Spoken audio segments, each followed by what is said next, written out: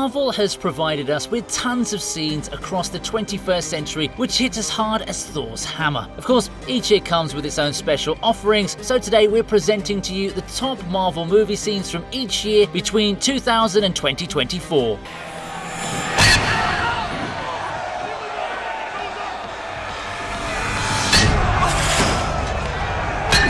Meeting an Alpha the Alpha Way, X-Men 2000. It's only fair that you get to meet an Alpha the Alpha Way, which is exactly how Rogue ends up meeting Logan, aka our one and only Wolverine. With a personality like Logan's, it's no surprise at all that we see him in a cage match, but obviously 25 years ago the audience didn't know what to expect, so everyone got wowed by the aura this character had. Sure, Logan allowed himself to get whacked a few times, but when he figured it was go time, he sure went. It was badass enough to see how his skeleton works, and then Wolverine adds the cherry on top of the cake by knocking out his opponent with minimum effect. Everyone cheering from the ring was rendered speechless, and you could even say that Rogue found herself a little crush. But yeah, this moment was what changed Hugh Jackman's life forever. There wasn't any other Marvel movie that came out in 2000, so the only competition this scene had was from its own movie, like Logan's bar encounter, but either way, it's a W for our boy Wolverine. Ladies and gentlemen, tonight's winner and still king of the cage,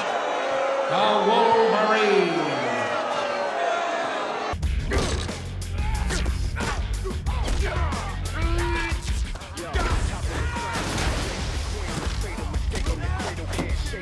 Making Reinhardt split the check, Blade 2, 2002. From 2002, we've got Blade making Reinhardt split the check, which is my euphemism for splitting his whole body. Now, before I move ahead, I know you may have noticed that I skipped an entire year. Well, that's because there was no Marvel movie that came out in 2001, so I'm going to give you two scenes from 2002, and technically Blade 2 released in March, so it still counts as per the 2001 financial year. Now that I've justified myself a bit, let's get back to the scene in question. Blade's aura farms right from when he rises above the pool of blood, and I'm pretty sure Reinhardt could feel fear creeping in from that point onwards. Of course, there was never going to be any fun in a one-on-one encounter, so the creators made sure Blade smashed a few expendable dudes before he got down to slicing Ron Perlman in half. The choreography here was on point, and I actually enjoyed it a lot more than the film's final battle. Also, huge shout out to that WWE style takedown Blade used on that last henchman.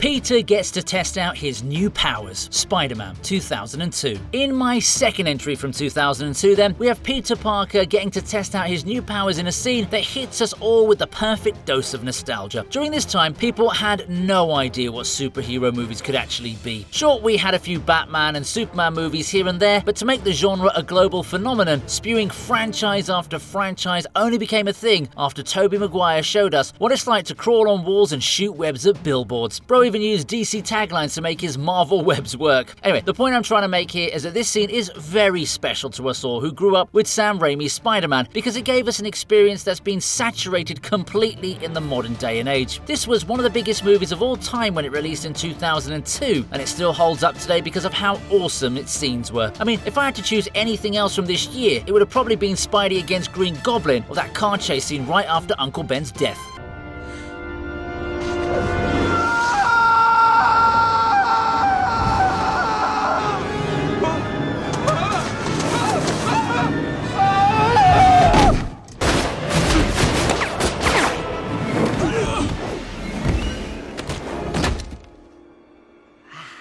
The President's security needs more tax money. X2, 2003. Listen, I'm not exactly a fan of paying taxes, but judging from this scene, if we want to keep our president alive, then his security is going to need a higher salary.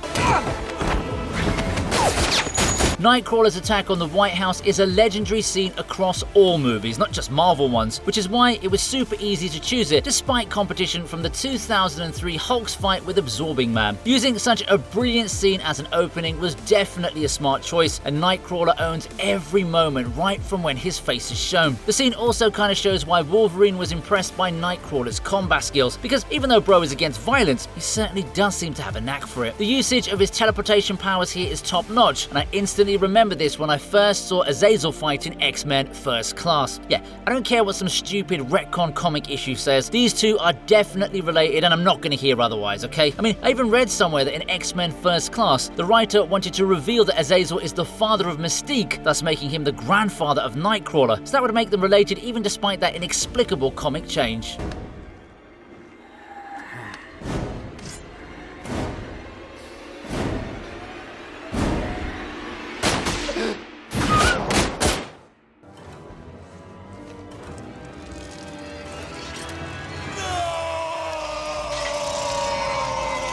The Octopus is in the building. Spider-Man 2, 2004. From 2004, I've decided to go with a scene that showed the Octopus in the building, but that wasn't a good thing. Doc Ock completely giving into the dark side got established when he went bonkers on the doctors that tried to help him here. Maybe he wanted to remain the only Doc in the room, but even so, I wouldn't resort to so much violence. You know what's funny? Otto Octavius isn't even fully awake during this massacre because his arms are the ones doing all the work. The fact that there's no music during the Tentacles rampage, but only people screaming in pain and fear, truly makes this scene terrifying. I mean, there's no blood or gore on display or anything like that, and yet this feels like something straight out of an R-rated movie. The way Doc Ock screams towards the end totally gives us the vibe that a monster's been created against his own will. Yeah, there really was no other entry from this year that could beat this one on the list. I'd say the only decent competition was from Blade Trinity, but even the final battle there had nothing on Otto on Demon Time.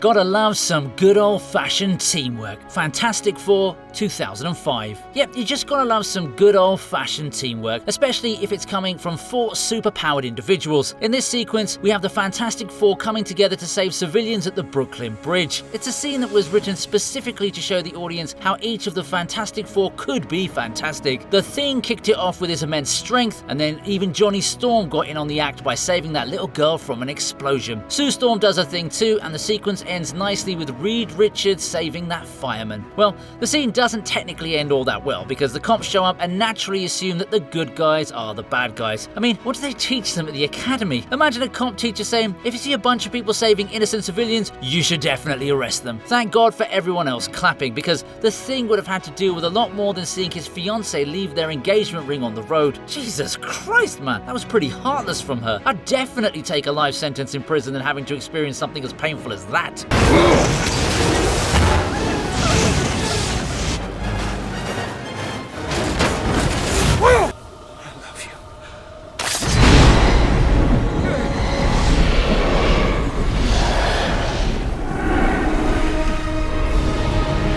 A heavy and emotional farewell. X-Men The Last Stand, 2006. From 2006, we have a heavy and emotional farewell in a scene involving the Wolverine and Jean Grey. There was no other Marvel movie that came out in 2006, so I guess we'll all have to deal with this tearjerker of a moment. Of course, it's what happens before the eventual lover's assassination that makes the sequence cool, but the main weight does come from Logan having to take the life of the woman he loves. His regeneration powers are on maximum overdrive here, because there's no way any other mutant would have been able to survive that kind of disintegrative force. You can also see that Jean herself is fighting against the Phoenix just so she can allow Logan to end it all. Man, this movie got a lot of hate during its release, you know, but now that we're in 2025, I'd say it's still a whole lot better than 90% of the stuff we see in cinemas. It was a huge scene for Logan's character development, and I would have personally loved to see how he went forward from here in a direct continuation to the OG X-Men trilogy. Sadly, we got jumbled up in some very weird timelines after that.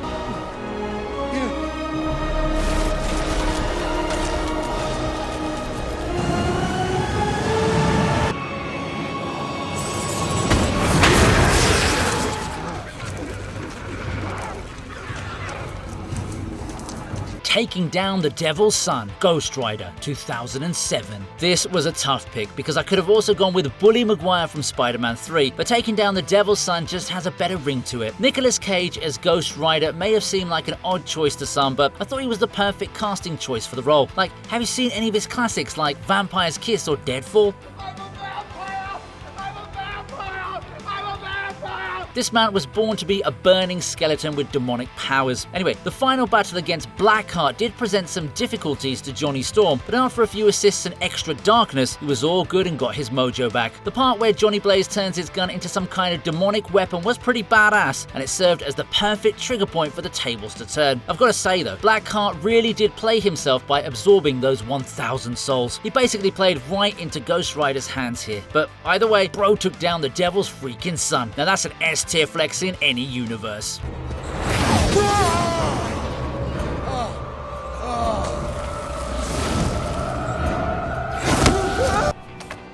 I am Iron Man.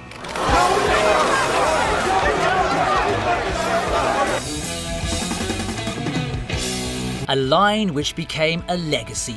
Iron Man 2008. We've finally reached the year when the MCU began, so you can rest assured it's gonna be fun for a while, especially as we kick off with a line which became a legacy. Yeah, we had the Incredible Hulk too, but come on, there really is no other contender for 2008, even if it's an Oscar winner. Now this sequence is what essentially begins one of the greatest tales of franchise success in the history of cinema. It's also something that perfectly captures who Tony Stark is as a character. He's arrogant, he's impulsive, and he's rebellious. Naturally, a man with such traits was never going to read the script given to him, so he blurts out the truth instead, which is the fact that he is indeed Iron Man. This one line was enough to have all the reporters losing their minds, and to be honest, You said you were a superhero.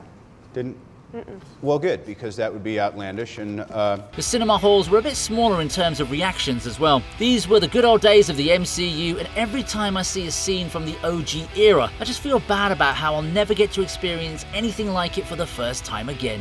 It is one thing to question the official story and another thing entirely to make wild accusations or insinuate that I'm a superhero. I never said you were a superhero.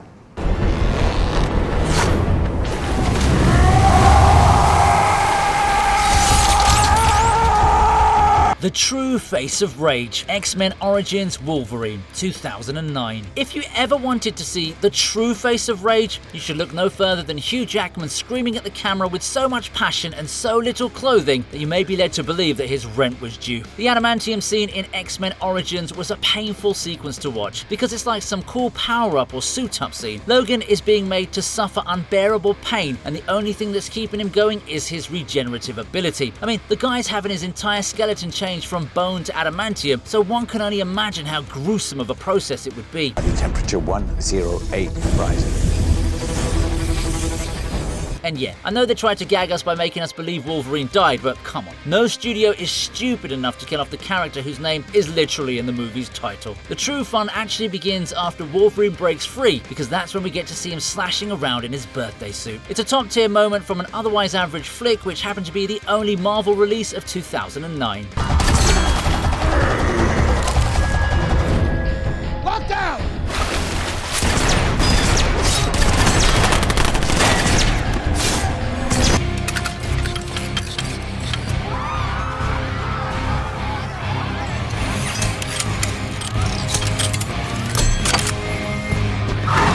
A perfect suit up with a perfect suitcase. Iron Man 2, 2010. Just like the previous entry, Iron Man 2 was the only Marvel release of 2010, but it also gave the world a perfect suit up with a perfect suitcase. Normally, a bro would go to Monaco to chill and enjoy his money, which is kind of what Tony Stark does too, except that he likes to be directly involved with the action. Our man literally races on his own, and it would have been a pretty cool sequence on its own, but... Are you okay? But then Ivan had to drop by and whiplash his way into Tony's life. It's a very tense sequence for the most part because the main idea is to somehow get an Iron Man suit to Tony.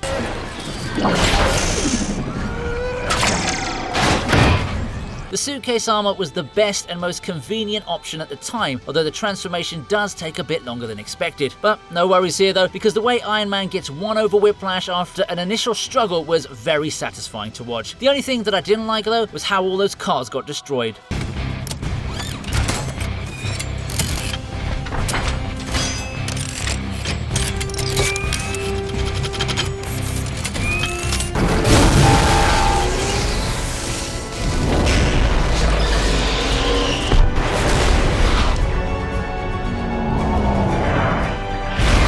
Destroying the Destroyer, Thor 2011. It's finally time to welcome the God of Thunder in a sequence where he destroys the Destroyer, which kind of makes him the actual Destroyer, right? It's just a matter of semantics there, but make no mistake, Thor totally makes his mark in the MCU with this scene. 2011 had some really good competition this time, like the first Captain America film and X-Men First Class, but at the end of the day, it was Thor who was worthy enough to not just get this spot, but also his powers back. Like, there was no other way he was going to beat the Destroyer, despite Chris Hemsworth's impressive physique. The part when Mjolnir finally comes back to him and marks his transformation is a pure aura moment, and even the Destroyer had to stand by to witness greatness unfolding in front of him.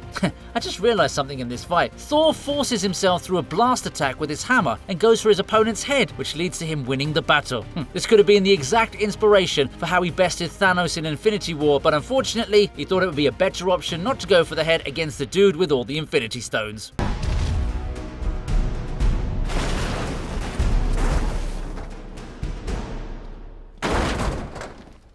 So is this how you normally look? More or less.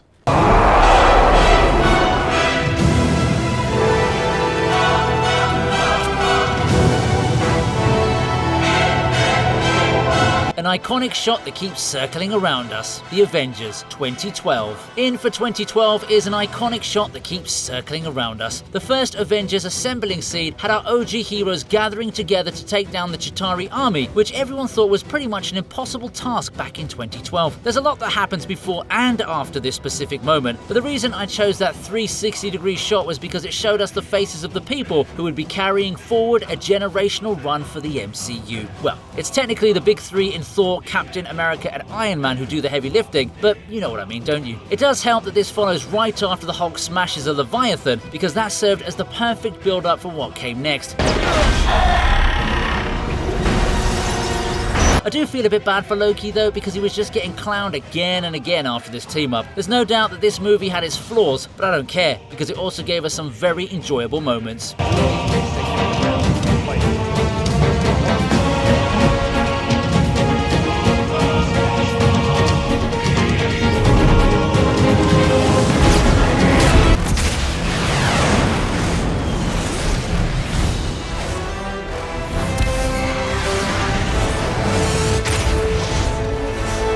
Bringing the house party to the party animal, Iron Man 3, 2013. You could say that I'm biased for choosing all three Iron Man films for their respective years, but how can you ignore bringing the house party to the party animal? Tony Stark seems to have some kind of backup for everything, but we never knew he'd created so many suits between the events of the Avengers and Iron Man 3. The house party protocol was some serious fan service which lit up the finale of the film, and I enjoyed seeing every single bit of it. This is the same year that gave us the Wolverine and Thor: The Dark World, but I think we can all be in agreement that Tony's suits were much more epic to watch. This also puts Iron Man in a completely different league, because even without his direct guidance, the suits were able to take down multiple extremist soldiers, which is a huge deal. Yeah, Killian may have been a bit too overpowered for some unfinished prototypes, but he does get annihilated later, so I won't spend too much time on him. With all the love I've been showing Robert Downey Jr., I think it's only fair for him to donate one of those suits to the TV region. What do you think?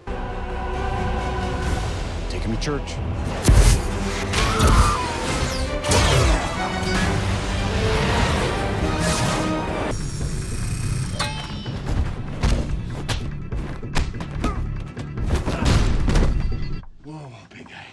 A fight scene doubling up as a meme. Captain America: The Winter Soldier, 2014. Oh yes, how could anything top a fight scene that also doubles up as a meme? The elevator fight is to Captain America what the I Am Iron Man line is to Tony Stark. It's Steve Rogers' most memorable moment from the MCU, and yes, this includes him lifting Mjolnir.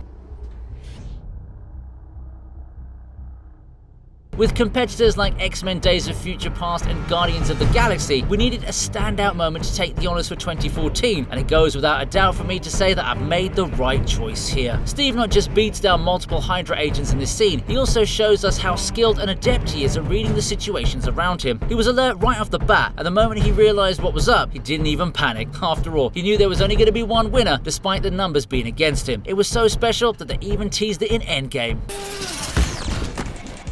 Mobilize strike units, 25th floor.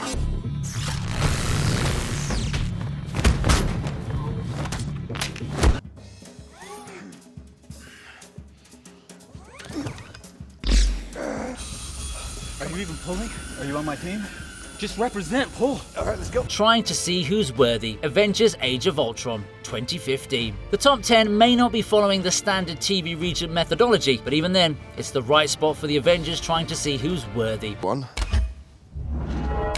You're all not worthy. I know this is an interesting choice, considering there are so many other options to choose, even from the very same movie. However, there's something about this scene that just makes you feel so good. Sure, nobody's worthy from any of these Avengers, save for a very discreet Steve Rogers, but the whole point of this scene is to show the squad in a wholesome vibe. I mean, think about it. The OG Avengers are never all together in the same space again after this film. Now, that may be a pretty sad realization, but it also makes this sequence so much more important.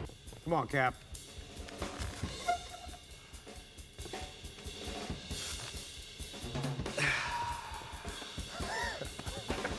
Nothing.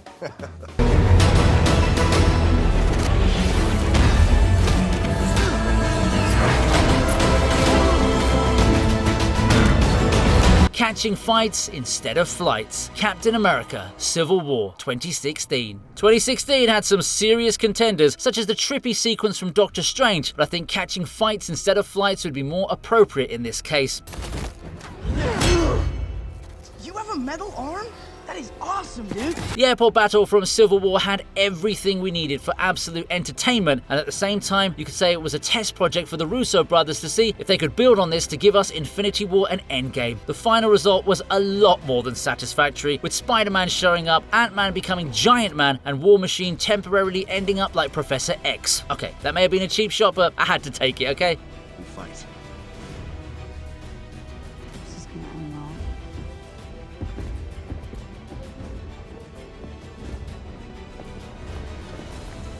They're not stopping. Neither are we.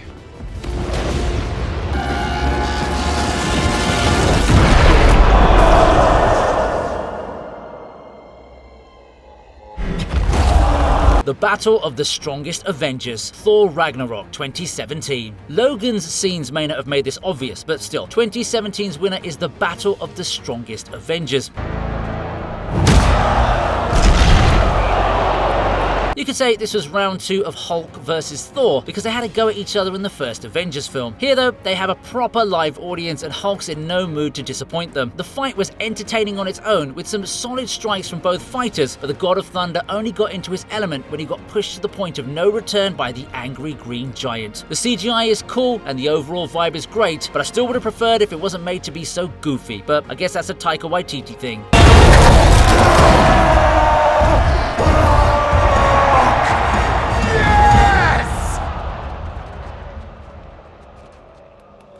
I have to get off this planet.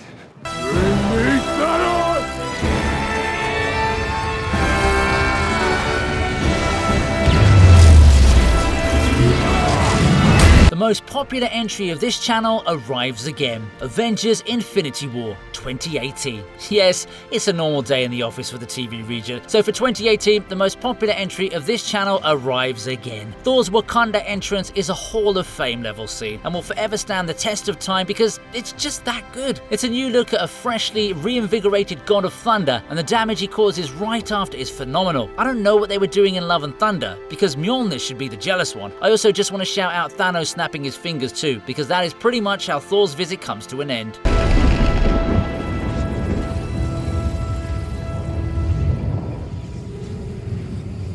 Avengers!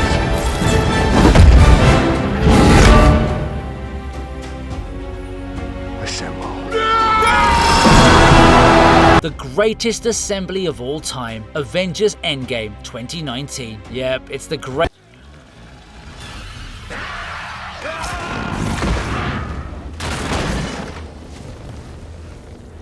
This woman chooses to annihilate the bear, the New Mutants 2020. We all know about the raging debate about men versus bears on the internet, but in this case, we have a woman who chooses to annihilate the bear. Magic's battle with the demon bear is a part of a whole final sequence that doesn't know what to do with itself, but it was still a highlight to watch Anya Taylor-Joy being part of a superhero fight. Yeah, the sequence with the smiling men was also cool, it's the only option I had.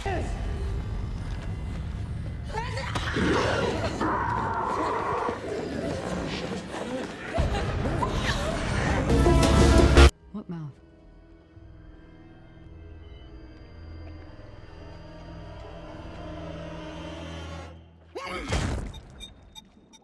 So good that you even beat Morbius. Doctor Strange in the Multiverse of Madness 2022. Imagine being so good that you even beat Morbius. Well, it may not be Morbin time for others, but it sure is wild in time for Wanda, because she totally owns the scene here where she takes on the Illuminati and emerges victorious with ease. Yeah, she does rely on tons of stupid decisions to become the victor, but if Black Bolt actually took her out, then we wouldn't have anything left for the remaining runtime of the film. I do feel that the men were done dirty here, but Black Bolt only had Reed to blame, and Reed, well, guess he kinda deserved it, didn't he? I'll tell you what really blew my mind though, watching the Scarlet Witch take out the likes of Charles Xavier with minimal effort.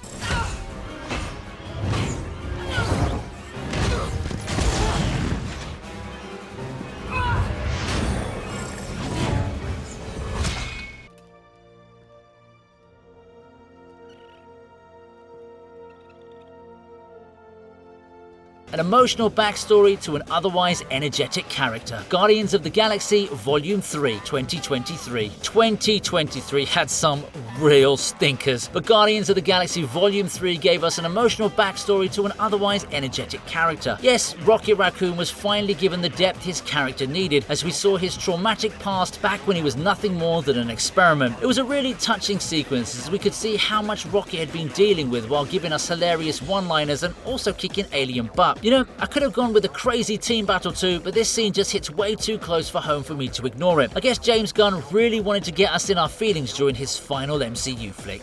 Back in the cage.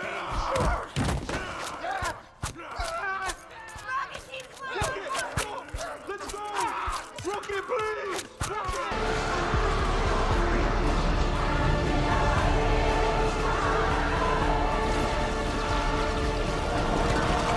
The bros coming together to save the multiverse. Deadpool and Wolverine 2024. It should come as no surprise that 2024's best Marvel entry had the bros coming together to save the multiverse. Yes, it's no Oscar winner, and it's not even the best entry on today's list, but we're going as per chronological order, and as far as 2024 goes, there's only one clear winner. What more do you want? Deadpool and Wolverine become proper buddies, they save the day with extreme regeneration, and Hugh Jackman shows us all that hairy abs are very much acceptable. I'll admit that there isn't a lot of competition for this spot, because the other releases were gems like Madam Web and Kraven the Hunter. Even the last Venom movie couldn't save Sony from an abysmal performance, so yeah, Wade Wilson and Logan reign supreme.